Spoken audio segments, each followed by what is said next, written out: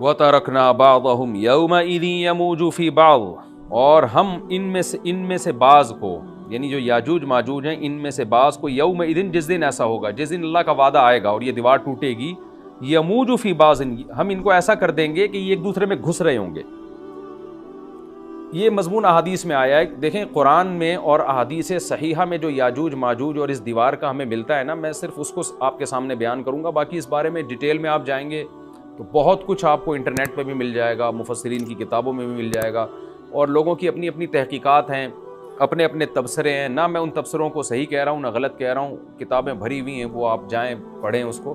لیکن جتنی بات قرآن سے اور صحیح احادیث سے یاجوج ماجوج کے بارے میں ثابت ہوتی ہے، میں صرف اس کو آپ کے سامنے ابھی پیش کر رہا ہوں۔ پہلا عقیدہ تو یہ ثابت ہوتا ہے کہ یاجوج ماجوج ایک قوم ہے، انسان ہیں، وہ کوئی انسانوں کے علاوہ کوئی الگ مخلوق نہیں ہے، لیکن ہیں بڑے فسادی۔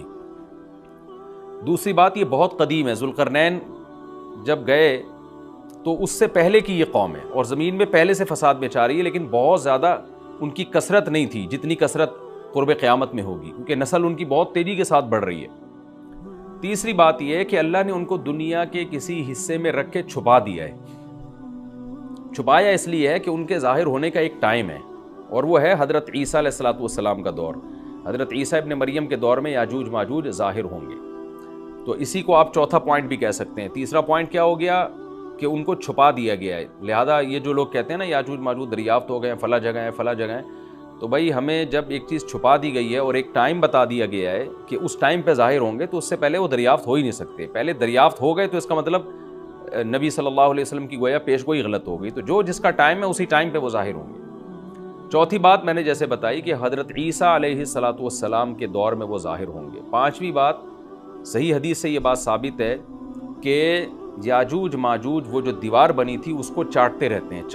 ہیں، ختم کرتے ہیں۔ اب چاٹنا کا جو لفظ حدیث میں ہے اس سے مراد زبان سے چاٹنا بھی ہو سکتا ہے، اور یہ کنایا بھی ہو سکتا ہے کہ اس کو ختم کرنے کی کوشش میں لگے ہوئے ہیں۔ اور ایسے چاٹنا، جب ہم کوئی چیز چاٹتے ہیں نا تو بہت تھوڑی تھوڑی وہ ختم ہوتی ہے، تو اتنی موٹی اتنی بڑی دیوار ہے کہ وہ انہوں نے اپنی اسٹرگل اور اپنی محنت نہیں چھوڑی ہے، تو وہ دیوار کو کسی نہ کسی طریقے سے گھسائی میں اس کے لگی رہتے ہیں۔ تو زبان سے بھی چاٹنا ہو سکتا ہے اور کسی اور طریقے سے اس کو ختم کرنے کی کوشش بھی مراد ہو سکتی ہے۔ اور حدیث میں آتا ہے کہ ایک دن آئے گا وہ جب ختم ہونے والی ہوتی ہے نا، تو وہ کہتے ہیں کہ ہم کل اس کو دوبارہ شروع کریں گے اور کل ہم اس کو ختم کر دیں گے، لیکن وہ اللہ تعالیٰ اپنی قدرت سے دوبارہ اس دیوار کو اتنا ہی موٹا کر دیتے ہیں جتنا ذوالقرنین نے کیا تھا۔ تو قرب قیامت میں جب حضرت عیسیٰ علیہ السلام کا ظہور ہوگا تو وہ یہ کہیں گے ہم انشاءاللہ اس کو کل ختم کریں گے۔ تو انشاءاللہ کا لفظ جب استعمال کریں گے، کیونکہ وہ قوم ہے کافر، وہ اللہ پہ اعتماد کرنا، اللہ پہ توکل کرنا یہ چیز نہیں ہے۔ جیسے کافر تو نہیں کہے گا نا اللہ نے چاہا تو وہ اللہ پہ یقین نہیں رکھتے، تو وہ جب اللہ کا نام لیں گے اور کہیں گے کہ اللہ نے چاہا تو ہم اس کو کل ختم کر دیں گے، تو پھر اسلام کی وجہ سے وہ دیوار ختم ہو جائے گی۔ اس کی مثال ایسے جیسے حدیث میں آتا ہے، پچھلی قوموں میں ایک نوجوان تھا جو جادوگر کے پاس بھی جاتا تھا اور راہب کے پاس بھی جاتا تھا، جس کا سورہ بروج میں تذکرہ ہے، والسماء ذات البروج میں۔ تو جب وہ نوجوان پکڑا گیا، وہ مسلمان ہو گیا تھا، بادشاہ نے اس کو بھیجا تھا جادوگر کے پاس کہ جادو سیکھے، لیکن وہ راہب کے پاس جاتا، عیسائیت سیکھی اس نے اور نیک مسلمان بن گیا۔ تو بادشاہ نے اس کو قتل کرنے کی حتی الامکان کوشش کی، مگر وہ قتل نہیں ہو پا رہا تھا۔ بادشاہ نے اس کو پہاڑ پہ بھیجا اپنے سپاہیوں کو لے کے کہ پہاڑ سے لے جا کے اس کو گرا دو، لیکن اللہ نے مدد کی کہ وہ سپاہی گر گیا، یہ بچ گیا۔ بادشاہ نے حکم دیا اس کو سمندر میں لے جا کے غرق کر دو، وہ سارے سپاہی غرق ہو گئے، یہ بچ گیا۔ تو کسی بھی طرح سے اس کی قتل کی کوششیں کامیاب نہیں ہو رہی تھیں، تو اس نے بادشاہ سے کہا کہ تو اگر مجھے قتل کرنا چاہتا ہے نا تو چوک پہ کھڑا کر کے تیر مجھے مار اور کہے کہ بسم اللہ وربی ھذا الغلام، اس نوجوان کے رب کے نام سے میں اس کو قتل کرتا ہوں، تو اللہ کا نام لے کے مجھے مارے گا تو میں قتل ہو جاؤں گا۔ نوجوان یہ قربانی اس لیے دے رہا تھا کہ بادشاہ جب پوری پبلک کے سامنے اللہ کا نام لے گا تو لوگوں کو یقین آ جائے گا کہ بھئی اللہ کا نام لینے سے تو کام ہو گیا، اور اللہ کا نام لیے بغیر کام نہیں ہو رہا تھا۔ تو جو بادشاہ اللہ کو مانتا نہیں تھا، آج اس کو بھی اللہ کا نام لینا پڑا ہے۔ تو نوجوان نے یہ قربانی اس لیے دی کہ بادشاہ جب اللہ کا نام لے گا لوگوں کو اللہ کی ذات پہ یقین آئے گا اور لوگ مسلمان ہو جائیں گے، عیسائیت کو قبول کر لیں گے۔ تو اس نوجوان نے یہ قربانی دی، اور بادشاہ نے اللہ کا نام لے کے جب تیر مارا تو وہ نوجوان شہید ہو گیا، اور لیکن پورا ملک مسلمان ہو گیا، عیسائیت قبول کر لی، اور سورہ بروج میں پھر اللہ نے ان کا تبصرہ کیا، ان کا واقعہ بیان کیا ان کے بارے میں کہ کیسے بادشاہ نے خندقیں کھود کے پوری قوم کو جو ہے وہ جو دین سے پیچھے نہیں ہٹے ان کو کس طرح سے آگ میں پھینک دیا ان سب کو۔ تو اس سے پتہ چلتا ہے کہ کافر بھی بعض دفعہ جب اللہ کا نام لیتا ہے نا تو اس کو دنیاوی فائدہ ہو جاتا ہے۔ تو یاجوج ماجوج بھی تنگ آ کر پھر اللہ کا نام لیں گے اور کہیں گے اللہ نے چاہا تو ہم اس دیوار کو کل ختم کر دیں گے، اور بالآخر وہ دیوار ختم ہو جائے گی۔ پھر قرآن کے الفاظ ہیں آگے کہ جب یہ دیوار ختم ہوگی وَتَرَكْنَا بَعْضَهُمْ يَوْمَئِذٍ، اچھا ہاں میں بتا رہا تھا کہ حدیث سے کیا پوائنٹ پتہ چلتے ہیں، تو یہ 5 پوائنٹ ہو گئے۔ چھٹا پوائنٹ یہ کہ حضرت عیسیٰ ہی کے دور میں یہ کسی وبا کے ذریعے ہلاک ہو جائیں گے۔ حضرت عیسیٰ علیہ الصلوۃ والسلام یہ اتنے زیادہ ہوں گے کہ ان سے لڑنا ممکن نہیں ہوگا، جیسے کہ قرآن میں بھی آ رہا ہے وَتَرَكْنَا بَعْضَهُمْ يَوْمَئِذٍ يَمُوجُ فِي بَعْضٍ، ہم ان میں سے بعض کو بعض کے اندر گھسا دیں گے، اتنی کثرت سے ایک دوسرے میں، اب آبادی کی کثرت بہت ہوگی ان کی، گھسے ہوئے ہوں گے ایک دوسرے میں، یہ جیسے چیونٹی اور مکوڑے ہوتے ہیں، تو ان سے لڑنا ممکن نہیں ہوگا۔ تو حضرت عیسیٰ علیہ الصلوۃ والسلام لوگوں کو لے کے کوہ طور پہ چلے جائیں گے، اور باقی مسلمان وہ اپنے اپنے گھروں کے اندر بند ہو جائیں گے، اور پھر اللہ کی طرف سے ایک وبا آئے گی، اور اس وبا میں یہ سارے کے سارے ہلاک ہو جائیں گے، اور پھر جب ہلاک ہو جائیں گے تو اتنی زیادہ ان کی لاشیں زمین پہ ہوں گی، اتنی زیادہ کہ انسانی آبادی ان کی لاشوں سے متعفن ہونا اور بیمار ہونا شروع ہو جائے گی، ان کی لاشوں سے بدبو اٹھے گی، اور ظاہر ہے انسان ہوں گے یہ، تو اس کی وجہ سے جو زمین کا ماحول خراب ہوگا۔ پھر حضرت عیسیٰ علیہ الصلوۃ والسلام اللہ سے دعا مانگیں گے کہ اللہ تعالیٰ ان کو کسی طرح ٹھکانے لگائے، کوئی انتظام کرے۔ پھر حدیث میں آتا ہے بارشیں ہوں گی اور سیلاب آئیں گے، اور ان کی لاشیں بہہ بہہ کے پانیوں میں جا کے، سمندروں میں جا کے ختم ہو جائیں گی۔ اللہ تعالیٰ ان کو اس طرح سے ٹھکانے لگائے گا۔ تو یہ یہاں تک جتنے بھی مضامین ہیں یہ صحیح احادیث سے ثابت ہیں۔ تو قرآن کہتا ہے وَتَرَكْنَا بَعْضَهُمْ يَوْمَئِذٍ يَمُوجُ فِي بَعْضٍ، ہم ان میں سے بعض کو بعض میں چھوڑ دیں گے، بہت کثرت ہوگی۔ وَنُفِخَ فِي الصُّورِ، اور پھر سور پھونکا جائے گا۔ قرآن میں تو یہ کہ سور پھونکا جائے گا ایسے لگ رہا ہے جیسے فوراً پھونکا جائے گا، مگر احادیث میں تفسیر ہے کہ فوراً نہیں پھونکا جائے گا۔ یاجوج ماجوج قیامت کی نشانیوں میں سے ایک بہت بڑی نشانی ہوگی، یعنی یہ اس بات کی علامت ہوگی کہ اب قیامت بہت قریب ہے۔ تو حضرت عیسیٰ ابن مریم علیہ السلام جب نازل ہوں گے، میں تھوڑی سی ترتیب بیان کر دیتا ہوں کہ جو کیونکہ بات یاجوج ماجوج کی چل رہی ہے تو اس سے منسلک جو واقعات ہیں جو اس دور میں ہوں گے وہ بھی میں اسی لیکچر کے ضمن میں بیان کر دیتا ہوں۔ ہمیں صحیح حدیث سے یہ پتہ چلتا ہے کہ قرب قیامت میں جب مسلمان بہت قسمہ پرسی میں ہوں گے تو خراسان سے لشکر اٹھے گا۔ خراسان یہ افغانستان اور ایران کا حصہ، اس علاقے کو نبی صلی اللہ علیہ وسلم کے دور میں خراسان کہا جاتا ہے، جس میں قندھار بھی آتا ہے، ایران کا بھی حصہ آتا ہے اس میں۔ تو یہاں سے لشکر اٹھے گا، مجاہدین لڑیں گے بہت بڑی تعداد میں، دنیا میں جہاد ہوگا، کہ مسلمان ظلم کی چکی میں پس کے تنگ آ چکے ہوں گے، اور لڑتے لڑتے حدیث میں آتا ہے اتنی بڑی بڑی لڑائیاں ہوں گی کہ 1/3 مسلمان شہید ہو جائیں گے اس میں، 1/3 مجاہدین جو لڑنے والے ہوں گے، اور 1/3 جو ہوں گے وہ میدان جنگ سے بھاگ جائیں گے، اور 1/3 کو اللہ فتح عطا فرمائے گا۔ تو جو 1/3 میدان جنگ سے بھاگ جائیں گے، نبی صلی اللہ علیہ وسلم نے فرمایا ان کی توبہ کبھی قبول نہیں ہوگی۔ جو 1/3 شہید ہو جائیں گے وہ افضل ترین شہداء ہوں گے اس وقت کے، اور 1/3 کو اللہ تعالیٰ غلبہ عطا فرمائیں گے۔ ایک واقعہ تو ہمیں قرب قیامت میں نبی صلی اللہ علیہ وسلم سے یہ ملتا ہے صحیح حدیث سے۔ دوسرا ہمیں یہ ملتا ہے کہ قرب قیامت ہی میں مسلمان قسمہ پرسی کا شکار ہوں گے، تو تلاش کریں گے حضرت مہدی کو، کیونکہ حضرت مہدی وہ شخصیت ہیں جن پہ تمام نیک لوگ جمع ہو جائیں گے، اور وہ مسلمانوں کی میدان جنگ میں کمانڈ کریں گے، جہاد میں کمانڈ کریں گے۔ تو ان کو بیت اللہ میں تلاش کیا جائے گا، وہ رسول اللہ صلی اللہ علیہ وسلم کی اولاد میں ہوں گے، اور لوگ ان کو پہچان لیں گے، اہل اللہ پہچان کر ان کو اپنا امیر بنائیں گے، اور ان کی قیادت میں پھر لڑائی اور جہاد شروع ہوگا۔ اور یہ لڑائی جب دمشق میں لڑائی ہو رہی ہوگی تو دمشق میں عصر کی نماز کے وقت حضرت مہدی، میں نے جو یہ کہا کہ دمشق میں لڑائی ہو رہی ہوگی، مقصد یہ نہیں ہے کہ دمشق کوئی میدان جنگ بنا ہوا ہوگا، مقصد یہ ہے کہ وہ مجاہدین کا لشکر دمشق میں ہوگا عصر کی نماز کے وقت، لڑائی چاہے کسی اور میدان میں ہو رہی ہو، لیکن حدیث میں ہمیں دمشق کا تذکرہ ملتا ہے۔ تو دمشق میں حضرت شام کا تذکرہ ملتا ہے، اور جو قرائن ہمیں ملتے ہیں وہ دمشق کی ایک خاص مسجد ہے، وہ مسجد حضرت مفتی تقی عثمانی صاحب اور مفتی رفیع عثمانی صاحب نے اس کو ہائی لائٹ بھی کیا، لیکن وہ یقینی نہیں ہے، یہ خوب سمجھے، انہوں نے اس کا بھی تبصرہ کیا کہ اس کے بارے میں کوئی یقین نہیں ہے۔ تو حضرت مہدی عصر کی نماز پڑھا رہے ہوں گے، لوگ امامت میں آپ کے پیچھے کھڑے ہوں گے، یہاں تک کہ مسجد کے مینار پر، آج بھی وہ مینار موجود ہے جس کے بارے میں غالب گمان ہے کہ یہ وہ مینار ہے جہاں حضرت عیسیٰ علیہ السلام نازل ہوں گے، غالب گمان کے درجے میں کہا جا سکتا ہے، ورنہ پھر اسی کے اڑوس پڑوس میں کوئی مسجد ہوگی۔ میرا اگر شام جانا ہوا تو انشاءاللہ میں ارادہ ہے کہ میں ولاگ میں اس مسجد کا بھی تذکرہ کروں گا، اس جگہ کا بھی تذکرہ کروں گا، لیکن میں پہلے یہ بات بتا دوں کہ وہ 100% یقینی نہیں ہے، ایسا نہ ہو کہ اس مسجد کے مینار پہ چڑھ کے لوگ جو ہے وہ اس کے کوئی مینار کو ہی چاٹنا شروع کر دیں تبرک کے طور پہ۔ تو عصر کی نماز کا ٹائم ہوگا، حضرت عیسیٰ ابن مریم علیہ السلام فرشتوں کے کندھوں پہ ہاتھ رکھ کے نیچے اتریں گے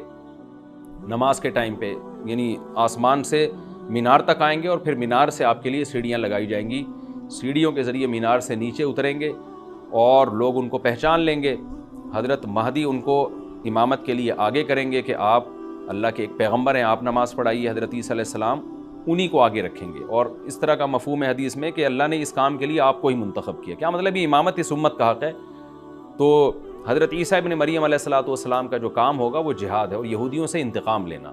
کیونکہ یہودیوں نے اپنے خیال میں حضرت عیسیٰ کو قتل کیا تھا، تو اللہ نے یہودیت ہی کے خاتمے کے لیے اور دجال کے خاتمے کے لیے عیسیٰ ابن مریم کو نازل کیا ہے۔ حضرت مہدی سے پہلے ہی دجال ظاہر ہو چکا ہوگا۔ دجال کے بارے میں حدیث میں آتا ہے کہ ہر پیغمبر نے اپنی امت کو دجال کے فتنے سے ڈرایا ہے۔ اچھا، یہ دجال ایک ایسی شخصیت ہے جس کا یہودی انتظار ہم سے زیادہ کر رہے ہیں، کیونکہ یہودی اس کو اپنے لیے نجات دہندہ سمجھتے ہیں، جبکہ حدیث میں آتا ہے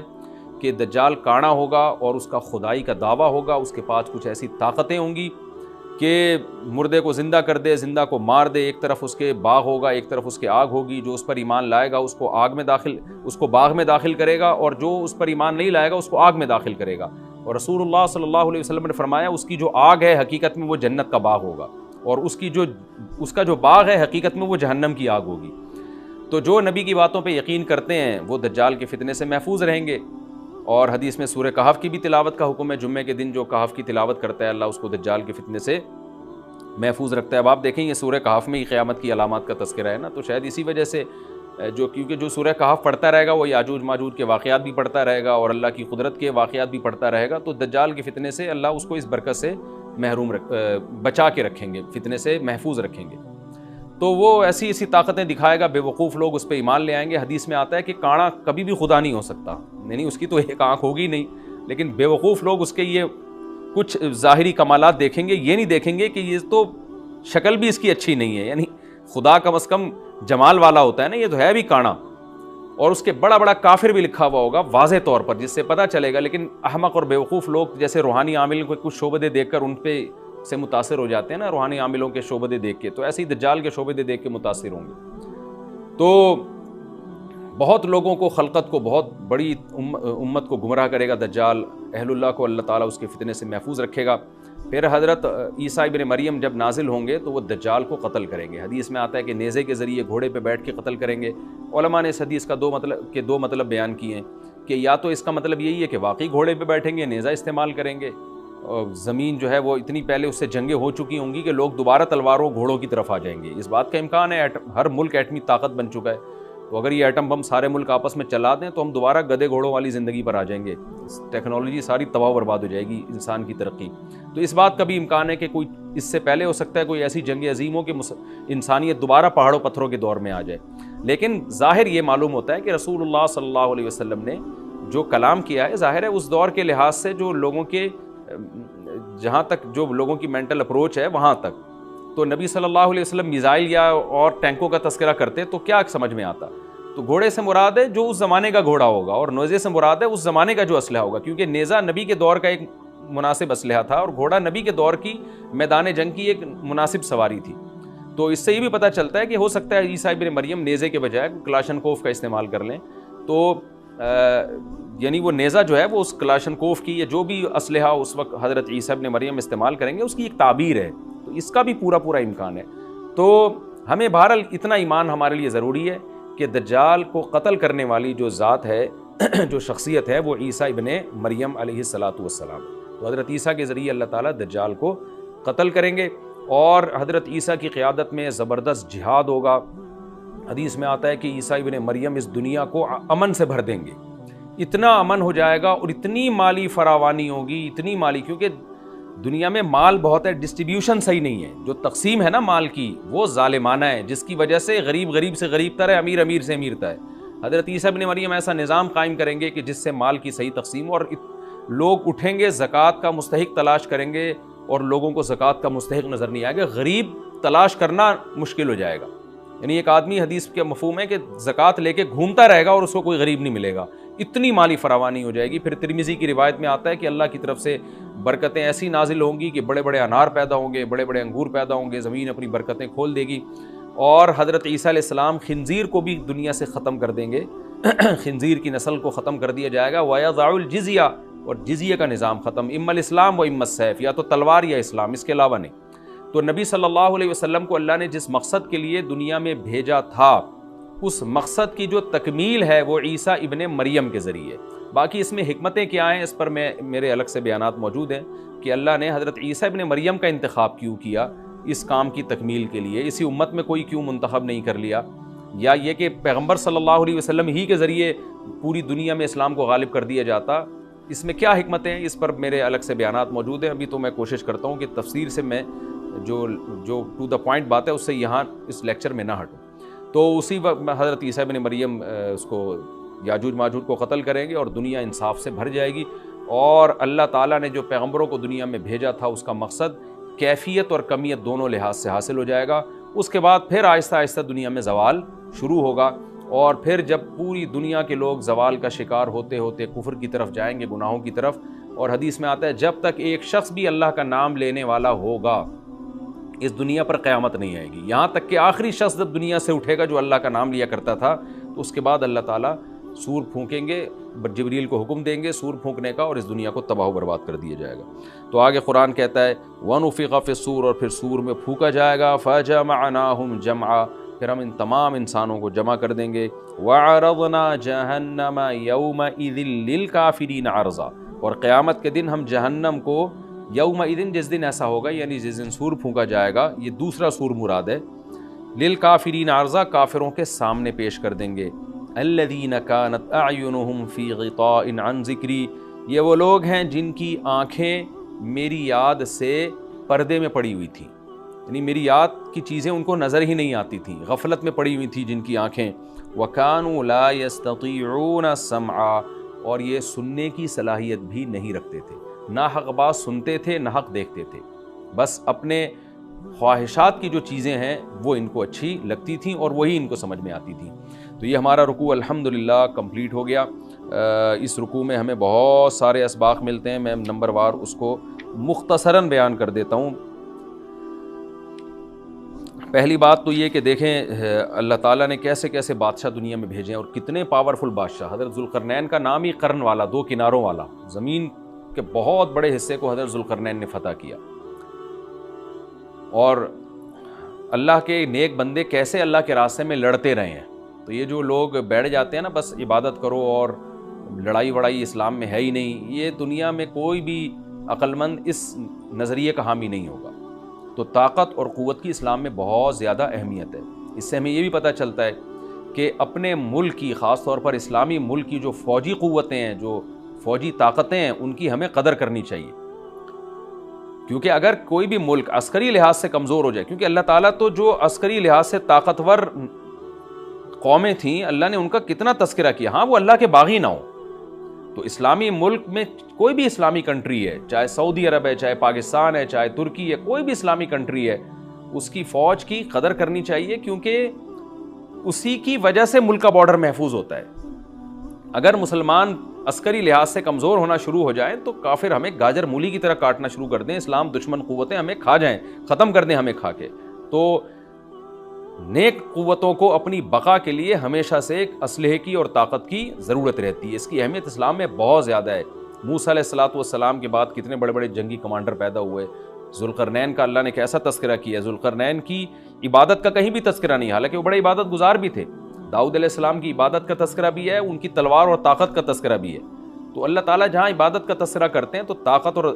قوت کا بھی تذکرہ کرتے ہیں، اس سے عسکری لحاظ سے اپنے آپ کو مضبوط کرنے کی اہمیت کا ہمیں پتہ چلتا ہے کہ اسلام میں اس کی بڑی اہمیت ہے۔ کسی بھی اسلامی ملک کی فوج کا مورال کسی بھی لحاظ سے ڈاؤن نہیں ہونا چاہیے، اور عسکری لحاظ سے وہ کسی بھی لحاظ سے کمزور نہیں ہونی چاہیے، اور اس کو چاہیے کہ اعدوا لهم ما استطعتم من قوہ پر عمل کرے، کہ قرآن کہہ رہا ہے روز بروز اپنی طاقت اور قوت میں اضافہ کرنے کی کوشش کرو۔ اس سے مسلم قوم کو کبھی بھی غافل نہیں ہونا چاہیے، اور کوئی بھی ایسا کام جس سے مسلمان قوتیں اور طاقتیں کمزور ہونا شروع ہو جائیں، اس کام سے ہمیں بچنا چاہیے۔ دوسری بات ہمیں یہ پتہ چلی کہ اللہ تعالیٰ نے اہل اسلام کے ذمے پوری دنیا کی ذمہ داری لگائی ہے، کسی ایک ملک کی نہیں۔ جتنے بھی پیغمبر آئے ہیں جب وہ دنیا فتح کرنا شروع کی ہے تو کہیں رکے نہیں ہیں وہ کہ بھئی یہاں تک، اس سے آگے نہیں جانا۔ ان کی صلاحیت ہی ختم ہو گئی ہو، وسائل ہی ختم ہو گئے ہوں تو الگ بات ہے۔ تو پوری دنیا ہے جس میں اللہ کے دین کو غالب کرنا ہے۔ اب اس کا طریقہ کیا ہوگا؟ ظاہر ہے جو جس زمانے میں سوٹیبل طریقہ ہو وہ اختیار کیا جائے گا۔ تو حضرت ذوالقرنین پہلے انتہائی مشرق کی طرف گئے ہیں، جہاں سورج نکلتا ہے تو وہاں سے جہاں سے آبادی شروع ہو رہی ہے، اور ان کا خیال تھا کہ اب آگے آبادی نہیں ہے، تو پھر جا کے اسٹاپ کیا ہے۔ مغرب میں بھی ایسے ہی، شمال میں بھی ایسے ہی۔ تو ہمیں جب دیکھتے ہیں کہ جب صحابہ کرام نے دنیا فتح کرنا شروع کی ہے تو ہمیں مسلمان کمانڈروں میں بھی ایسے واقعات ملتے ہیں کہ وہ علاقے فتح کرتے کرتے سمندر کے کنارے پہنچے، اور انہوں نے سمندر کو دیکھ کے کہا کہ تیرے آگے بھی آبادی ہوتی نا تو ہم اللہ کا کلمہ وہاں بھی بلند کرتے۔ یہ دور تھا مسلمانوں کا، اور یہ عیسیٰ ابن مریم دوبارہ پھر وہی کریں گے، پوری دنیا کو فتح کریں گے۔ تو حضرت ذوالقرنین کے اس واقعے سے پتہ چلتا ہے کہ پوری دنیا کی ذمہ داری اللہ نے ہمیشہ سے اہل اللہ پہ لگائی ہے، اور وہ پوری دنیا میں اللہ کے دین کو غالب کرنے کی کوشش میں ہمیشہ سے لگے رہے ہیں۔ تیسری بات ہمیں پتہ چلتی ہے کہ اسباب اور وسائل کی اہمیت۔ حضرت ذوالقرنین نے جب اتنا پہاڑوں کے بیچ میں اتنا یعنی لوہے کی پلیٹیں لگا کے، تانبا پگھلا کے آہنی دیوار بنائی ہے تو خوش ہوئے ہیں، ھذا رحمت من ربی، یہ میرے رب کی رحمت ہے۔ تبھی تو اللہ کا شکر ادا کیا نا، خوشی پہ شکر ادا کیا جاتا ہے۔ تو اس سے یہ بھی پتہ چلتا ہے کہ سائنس اور ٹیکنالوجی، دیکھیں یہ کام ٹیکنالوجی کے بغیر ممکن نہیں تھا۔ تبھی تو اس قوم نے کہا نا ذوالقرنین سے کہ ہم پیسے آپ کو دیں گے، لیکن ہمارے پاس وہ وسائل نہیں ہیں، وہ ٹیکنالوجی نہیں ہے ہمارے پاس۔ اور بظاہر ایسا لگتا ہے کہ ان کے پاس لوہا بھی تھا، تانبا بھی تھا، کیونکہ حضرت ذوالقرنین اب یہ تو نہیں ہے نا کہ زمین کے مشرق کی طرف دوبارہ لوہا جمع کرنے گئے ہوں، تو وہیں سے جو کچھ ہوگا نکالا ہوگا۔ تو وسائل اس قوم کے پاس تھے، ٹیکنالوجی نہیں تھی کہ اس لوہے کو اور اس تانبے کو پگھلا کے دونوں پہاڑوں کے بیچ میں پلیٹیں کیسے بنانی ہیں، اور ان کو کیسے ان کے بیچ میں تانبا کر کے کہانی دیوار بنائی ہے، یہ ٹیکنالوجی ان کے پاس نہیں تھی۔ تو اس سے ہمیں ٹیکنالوجی کی ویلیو کا بھی پتہ چلتا ہے۔ آج مسلمان اس میں بھی بہت پیچھے چلے جا رہے ہیں اور اس کو مذہب سمجھنا شروع کر دیا ہے، یہ بات بھی غلط ہے۔ حضرت ذوالقرنین نے